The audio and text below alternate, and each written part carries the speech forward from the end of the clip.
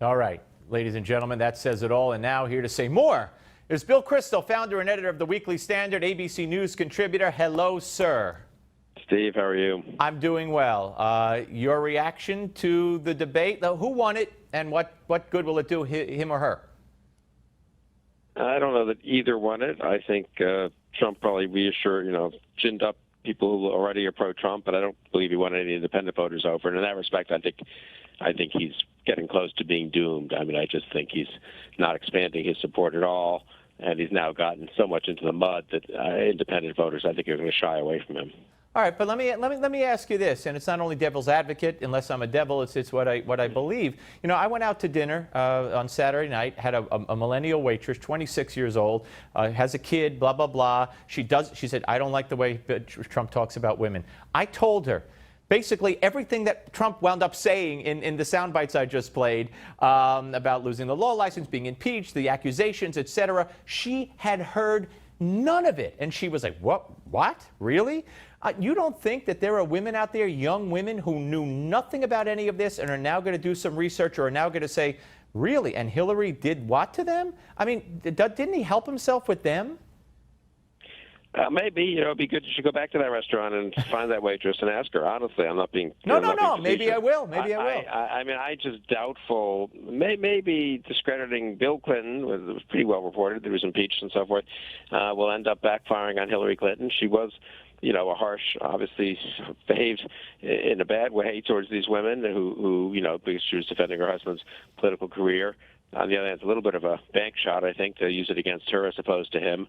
And I think, I don't know, it depends if there's more stuff to come out on Trump. And I think he's in deep trouble.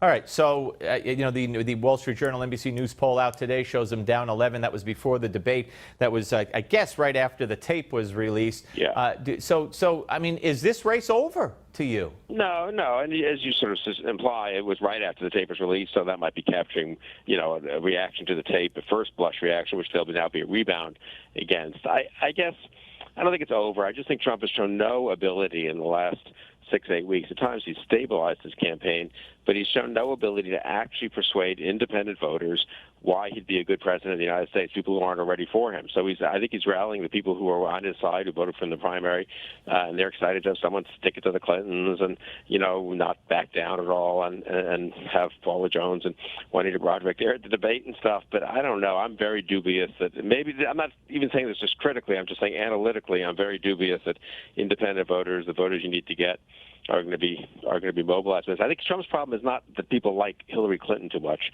or think she's a wonderful person. Trump's problem is that people are doubtful that Donald Trump has the temperament and judgment to be president. And I don't think he's done much to answer those doubts. Paul Ryan, of course, said today in a conference call with the Republican caucus that he's done. He's not going to withdraw his support. He's not going to say, I'm not voting for him. But he's done. He's not going to mention him. He's not going to campaign with him. He's not going to fight for him. He's not going to do anything, have anything to do with him. Does this matter? Not much. I mean, I'm very annoyed. The one thing I think Trump was right about was what wimps most of the Republican leaders are. If you're against Trump, just say you're against Trump, or say you can't support him, you're staying out of the presidential race. But don't say, well, I support him, but I'm not going to appear with him. So Paul Ryan's current position, and I like Paul Ryan, but still, Paul Ryan's current position is he will not appear with this man. You won't say anything in defense of this man, but we should all vote for this man. That's kind of incoherent, right? I think it's a little crazy, and I do think these guys are hurting themselves on the Hill. They're better off taking one position or the other, whatever they honestly believe. I think voters will understand that. People can differ in judgment. They can then make the case for a Republican Congress, regardless of whether Donald Trump or Hillary Clinton is president. But they're wrapping themselves around the axle so much and looking so weak. I sort of agree with Trump on this, too. The tape comes out Friday. They all jump ship Saturday. Some of the others say, I want to wait till the debate. The debate seems to go okay. He staunches the bleeding, all the metaphors people use. And then they say, okay, well, I guess we shouldn't do anything. If you believe it, if you believe he shouldn't be president, say he shouldn't be president. If you don't believe it, don't. The idea that you wait for the debate as if that's going to resolve anything is so pathetic. Well, maybe they were hoping maybe they were hoping he'd destroy himself or just do terrible. Then they could say goodbye. Yeah, no, I think they were, and I mean, it would have made their life easier. But maybe one of these leaders could show leadership sometime, and not just wait for the polls and wait for events to tell them what to do. Yeah, no, I couldn't agree with you more on that. All right, so where do Republicans who care? I mean, where do they go from here? I mean, you're not going to vote for Trump, right? Or are you? Right? No.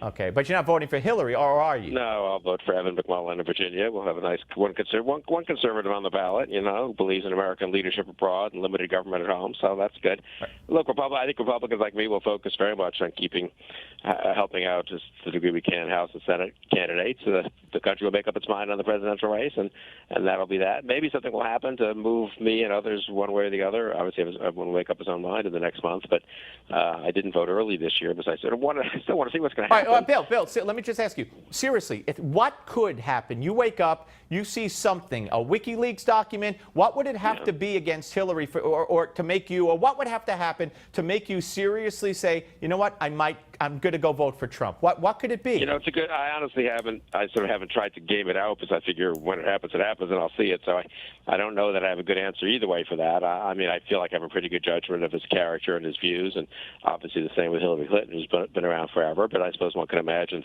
learning more about either of them that could be dispositive and push you not just to not vote for one of them, but to vote for the other. I don't expect to do that. And but look, I'm not, obviously most people, there are undecided voters. I don't think it's over. It's been volatile. It's moved quite a bit, and there have been surprises. There'll be more surprises. And I still think Trump and his team, though, they're having such a great time, eating up the Clintons. That's fine. I mean, that's what, God knows Lucas Sanders done this quite a lot over 20 years, and you've done it, and Rush Limbaugh's done it, everyone's done it. But, he's running for president. He's not running for, top critic of the Clintons, Right. No, but I thought it was a smart retort to the tape. I just, words versus actions, I thought he made his point. I take that point, though he's describing alleged actions he's done. I suppose he's just boasting, probably. He didn't really do what he said he did, but maybe I suppose that would be, I'm a little, if I were a Trump supporter, I'd be a little nervous on what else is out there. But, well, yeah, I've heard that there's more, but the Geraldo reportedly said he has something, but who the heck knows? Bill, great to talk. He hasn't offered to give it to you? No, imagine that, and I was going to give him $5. Yeah, hey, there you go. Mr. Generosity. Thank you, Bill. Have a great Happy New Year. Thank you. Up next, folks, the panel with Jane Velez-Mitchell and Alex Cholgrin. Don't go away.